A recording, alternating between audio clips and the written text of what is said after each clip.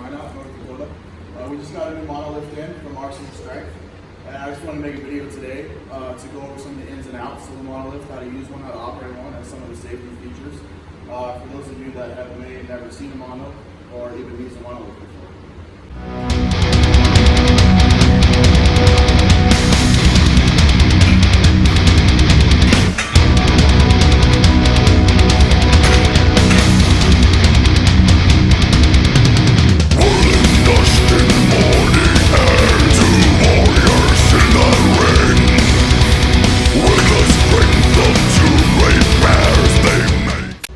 First thing I'm going to go over is how to set your bar height.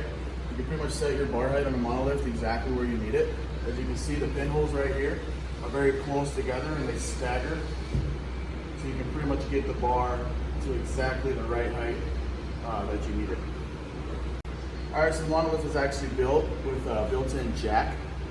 So you can actually raise the bar height up and down without actually taking the weight off the bar.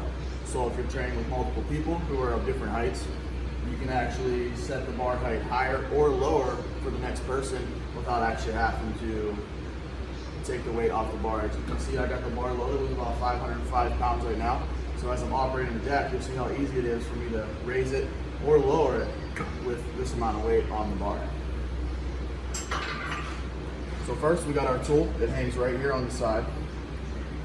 And what you're gonna do is you're gonna wanna raise the Monolift up a little bit first so that you can release the pin. So this tool will just go right in here. It has these notches on it, so it'll catch on the inside. And then you just simply jack it up. So I've jacked it up enough now where I can release the pin. And then what you're gonna do is you're gonna go ahead and just set the pin wherever you need it. So if you need to set it lower, you'll set the pin lower and release. Or if you need it higher, you'll keep jacking it up until you can get the pin through the hole that you need it. So for example, my squat height is about this hole right here. So what I need to do is I need to jack this up past that hole.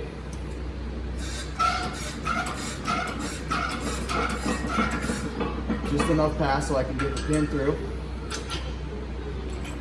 And then what you're gonna do is you wanna release this back down onto the pin so that all the pressure is not still on the jack. So all you do is you'll take your tool and you'll put it on the release valve right here.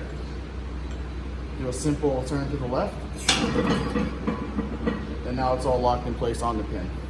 And then when you're done with the release valve, you want to go ahead and lock it back to the right. Otherwise, you're not going to be able to operate the jack for the next step. So if you need to adjust it lower and not higher, let's say the next person squatting is shorter than your height, all you're going to do, like I said, is just jack it up a little bit to get it off the pin. Pull the pin, and then you'll go ahead and just set it lower to whichever one you need. So let's go down 2 notches. And then all you're gonna do is go ahead and take that release valve, release it down onto the pin, and then go ahead and lock that release valve back to the right. And you're ready to go. All right, so another cool feature of a Monolift is you can actually move these arms that hold the bar in or out. So right now they're set as far out as they go. So a good reason for this is for bigger guys like me who may have poor shoulder mobility, and where I grip the bar is actually right where these J hooks are. So what I can do is you'll just come up here, release this, lefty loosey, righty tighty, and then all you got to do is just slide these right in.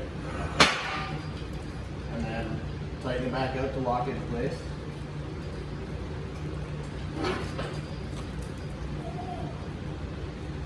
And now I have more range outside the bar to place my hands wherever I need. Alright, so the coolest thing about a Monolift is you don't actually have to walk the weight out when you squat. So normally in a squat rack, you'll stand the weight up, walk it out, hit your squat, walk it back in. So with a mono, these arms will actually move out of the way for you. So all you need to do is stand up with the weight. The person operating the mono will release the arms. You'll hit your squat, you'll put the arms back under, and then you'll set the bar back down. So I'm gonna go over how to use that right now. All right, so I'm gonna go over how to operate the arms in the mono. So I'm gonna have John go ahead and take his position in the squat. So whenever the person's squatting, goes ahead and unracks the bar. You're gonna pull up on this hand here. It's gonna release the the catch here, and then you're just gonna pull it back. John's gonna hit his squat, up, and then you're gonna swing back in place, and this will lock back down. All right, so the best way to do this is when John unracks, go ahead and release the catch, and go ahead and set this back, and then when he hits his squat and comes back up, all you need to do is slam it home. All right, so another cool feature we got on our mono is the holes down here for band pegs, so you can hook bands to the bar. So as you see down here, we got 5 different holes, and all you're gonna do is go ahead and take the band peg, slide it through to the outside, and then lock it on with the clip. All right, I'm gonna show you how I set up my bands real quick. So what I did was I dropped the jack all the way down to the bottom, so the bar is sitting at its lowest height right now. And the way I hook up my bands is I will pull it around, double under the pegs, make sure it's about even. And then what I'll do is the side that is closest to the bar is gonna be the side that I pull up. So I'm just gonna choke it through with the other side. I'm gonna go ahead and pull that up to the bar, set my bands. And then the cool thing about the mono is with the band on, you can now jack it up to the bar height that you want it at, rather than having the bar all the way up here and having to pull the bands all the way up. Next, I'm going to go over some safety in the mono. So the absolute best setup for safety and spotting in the mono is going to be to have the person spotting and then also 4 other people. So the best would be to have 2 side spotters, especially when going heavy, back spotter, and then someone to run the mono. If you don't have that many people, the best way to go would be at least with 2 side spotters, and then obviously if there's only 2 of you, go with a back spot, or you're just going to have to walk your way down. Another feature we got on our mono is the safety straps.